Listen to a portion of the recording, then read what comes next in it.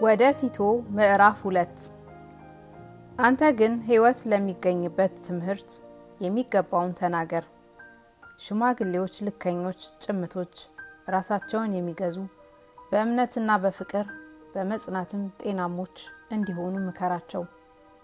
እንዲሁም አሮጊቶች ሴቶች አካሄዳቸው ለቅዱስ አገልግሎት የሚገባ የማያሙ፣ ለብዙ ወይን ጠጅ የማይገዙ፣ በጎ የሆነውን ነገር የሚያስተምሩ ይሆኑ።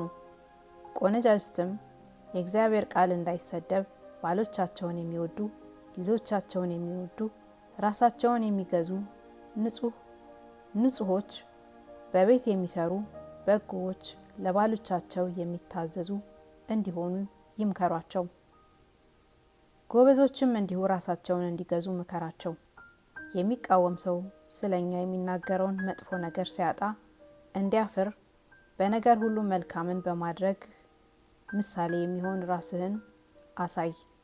በትምህርትም ደህንነትን፣ ጭምትነትን፣ ጤናማ የማይነቅፍ ንግግርን ግለጥ። ባሪያዎች ስለ መድኃኒታችን ስለ እግዚአብሔር የሚሆነውን ትምህርት በሁሉ ነገር ይሸለሙ ዘንድ ለገዛ ጌቶቻቸው እንዲገዙ፣ በሁሉም ደስ እንዲያሰኙ፣